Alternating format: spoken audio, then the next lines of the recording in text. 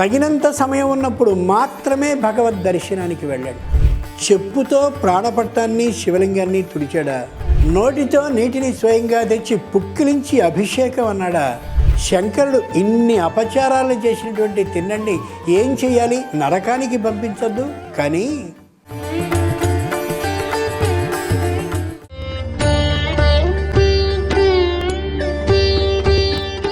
మార్గావర్తిత పాదుకా పశుపతేరంగస్య కూర్చాయతే గండూషాంబు నిషేచనం మురరిపోర్దివ్యాభిషేకాయతే కించిత్ భక్షితమాంసఖండశకలం దివ్యోపహారాయతే భక్తి కిం న కరోత్యసౌ వనచరో భక్తావతంసాయతే.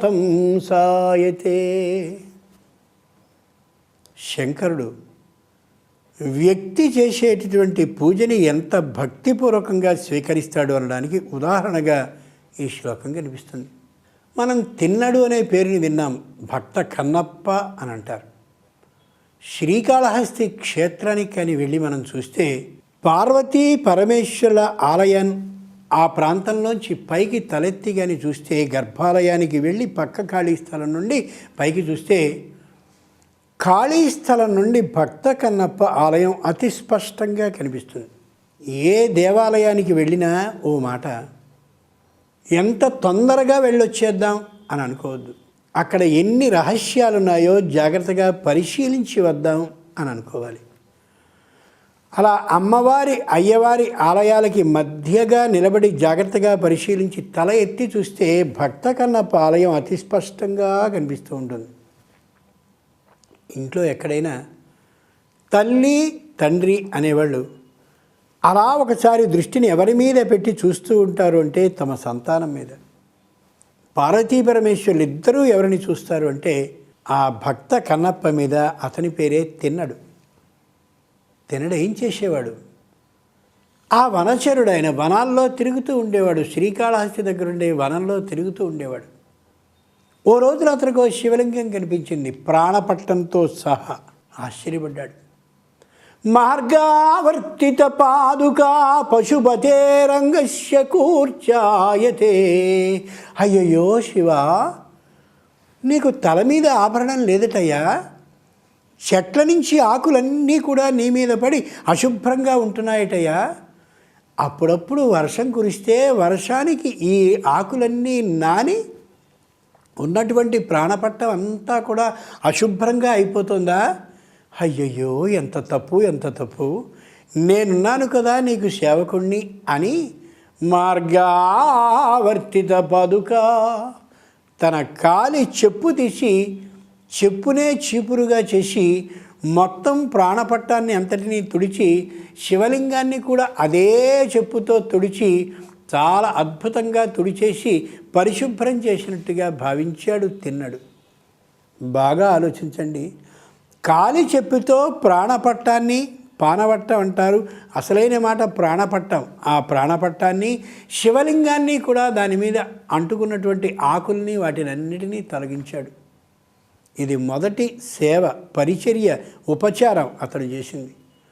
లోకంలో ఎవరైనా శివలింగానికి నమస్కరిస్తారు, ప్రాణపట్టానికి దూరంగా ఉండి వందనాన్ని చేస్తారు తప్ప చెప్పుతో ఎవరైనా ఆ విధంగా చేయగలరా?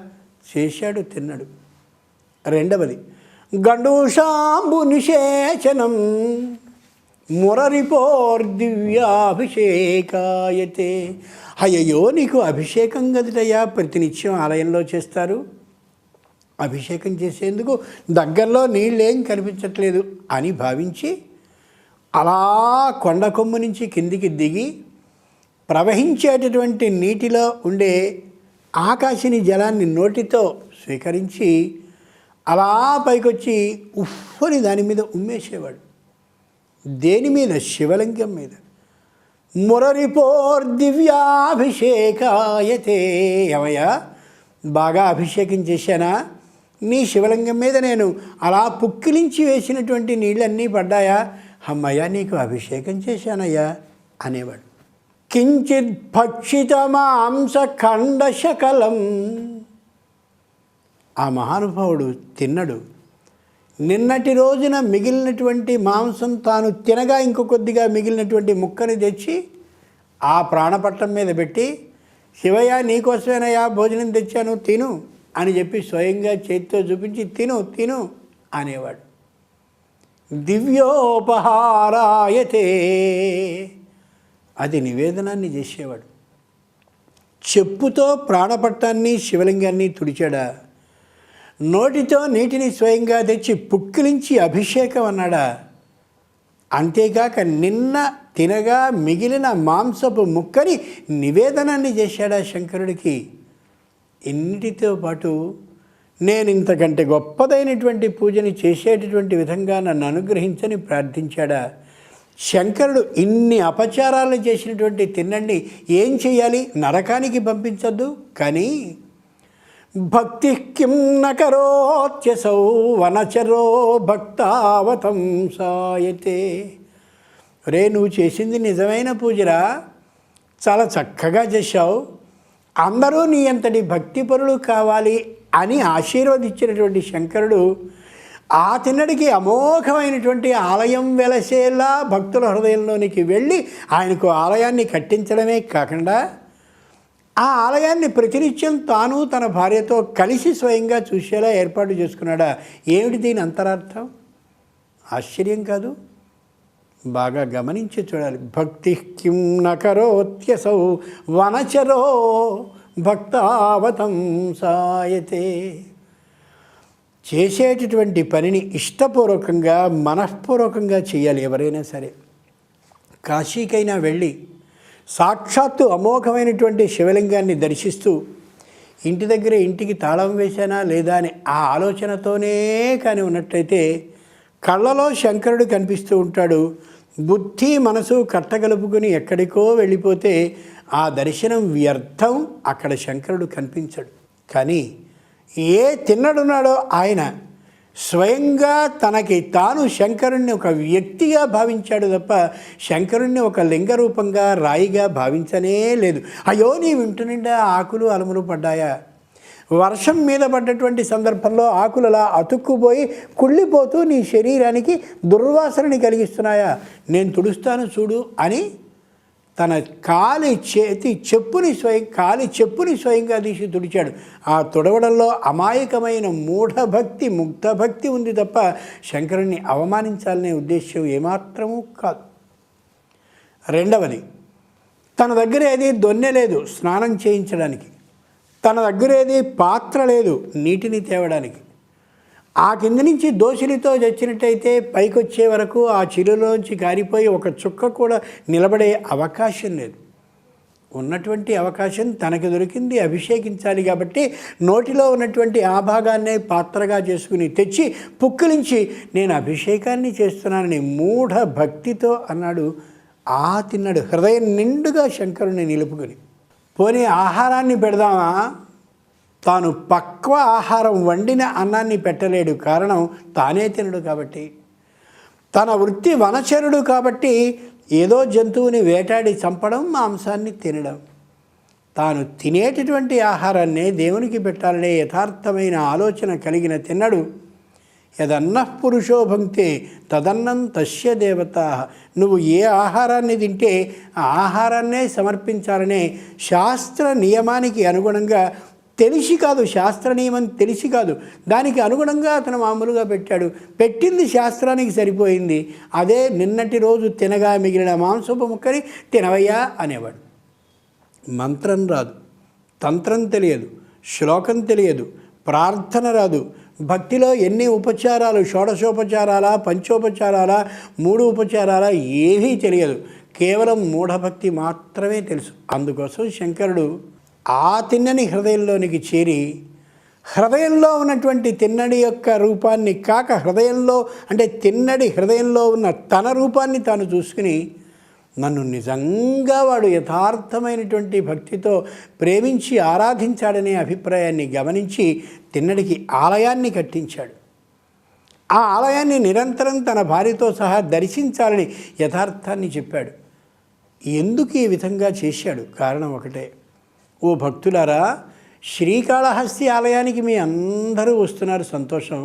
కానీ తిన్నడు ఏ విధంగా అయితే మూఢ భక్తితో కేవలం తన హృదయంలో పరమేశ్వరుడు ఎవరైతే ఉన్నారో ఆ పరమేశ్వరుడే ఇక్కడ కనిపిస్తున్నాడు అనేటటువంటి భావనతో సరైనటువంటి వస్తుద్రవ్యాలు లేకుండా చేసినా కూడా పూజని నేను అనుగ్రహించాను. కాబట్టి వస్తుద్రవ్యాలు ముఖ్యం కాదు, ఎన్ని కొబ్బరికాయల్ని కొట్టాననేది కాదు, ఎంత పెద్దవి కొట్టాననేది కాదు, ఎన్ని నీళ్లున్నాయనేది కాదు, ఎంత ఖరీదైనది కొట్టావనేది కాదు.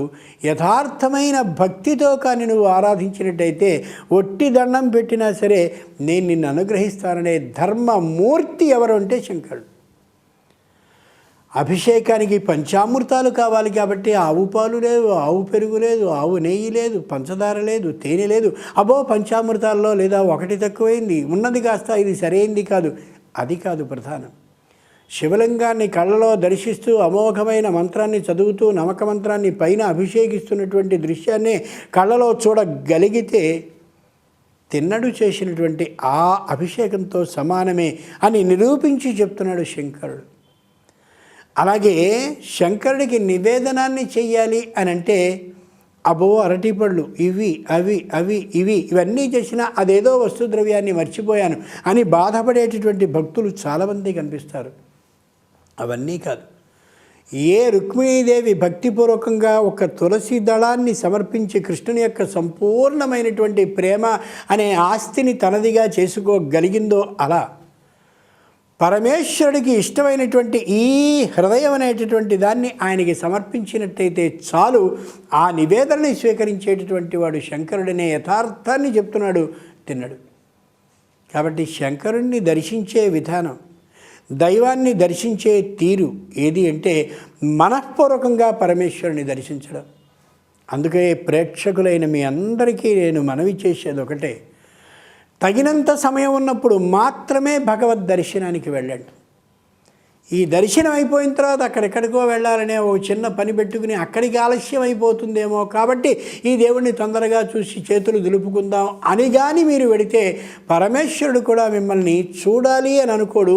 పరమేశ్వరుడు మీకు కనిపించినట్లుగా అనిపించినా ఆయన మిమ్మల్ని చూడడు.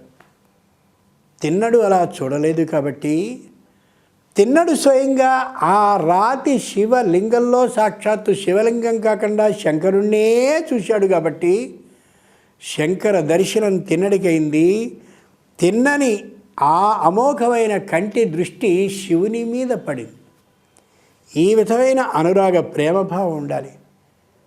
తల్లి తన పిల్లవాడిని ఒళ్ళో పెట్టుకుని మా అబ్బాయి ఎలా ఉన్నాడు అని ఒక్కసారి చూడాలనుకుంటుంది. పాలు తాగుతున్నటువంటి పిల్లవాడు అకస్మాత్తుగా పాలని తాగడం ఆపి అమ్మని చూస్తాడు. అమ్మ పిల్లవాడిని చూస్తుంది. ఆ తల్లి పిల్లల మధ్య ఉండే చూపున్నదే చూడడానికి దూరం జానుడిగా కనిపించిన 14 లోకాలు కూడా సరిపోవు. ఆ చిన్న జానుడి దూరానికి అంత విలువ ఉంది. పరమేశ్వరుడు మనని చూసేలా మనం చూసుకోవాలి, మనకి పరమేశ్వరుడు కనిపించేలా చూసుకోవాలి, హృదయమంతా భక్తితో నింపుకోవాలి తప్ప వస్తుద్రవ్యాలు ముఖ్యం కాదనే యథార్థాన్ని మనకి తెలియచేసినటువంటి వాడు ఎవరో అని ఆలోచిస్తే ఓ పూజ, ఓ పురస్కారం, ఓ సంప్రదాయం, ఓ విధానం, ఓ వస్తుద్రవ్యాల సేకరణం ఏమీ తెలియనటువంటి ఒక వనచరుడు. కాబట్టి నేను ఇన్ని మంత్రాలు వచ్చినవాడిని, ఇన్ని స్తోత్రాలు వచ్చినవాడిని, ఇన్ని శ్లోకాలు తెలిసినవాడిని అని వీరు అహంకరించక్కర్లేదు. నాకేమీ రావు కాబట్టి పరమేశ్వరుడు నన్ను చూస్తాడో చూడడో అనుగ్రహించడో అని వీరు అనుకోవలసిన అవసరం లేదు. పరమేశ్వరుడికి కావాల్సింది హృదయం, ఆత్మ తప్ప వేరు ఏదీ కాదు. అంచేతనే ఆత్మ ప్రదక్షిణ నమస్కారాన్ని సమర్పయామి అంటారు. ఆత్మలో ఆ పరమేశ్వరుడైన శివుణ్ణి నిలుపుకుని కళ్ళతో ప్రదక్షిణాన్ని కానీ చేయించినట్టయితే కళ్ళని ఈ శివలింగానికి చేసే, ఆత్మలో ఉన్న శివలింగానికి చేసే ప్రదక్షిణం ఆత్మ ప్రదక్షిణం. అలాంటి నివేదనాన్ని, అలాంటి అభిషేకాన్ని, అలాంటి పరిశుభ్ర విధానాన్ని, అలాంటి ప్రదక్షిణని మీరందరూ చేసి ఆ శివుని యొక్క, పార్వతి యొక్క సంపూర్ణ అనుగ్రహాన్ని పొందాలని మరోమారు మిమ్మల్ని అందరినీ ప్రార్థిస్తూ సెలవు.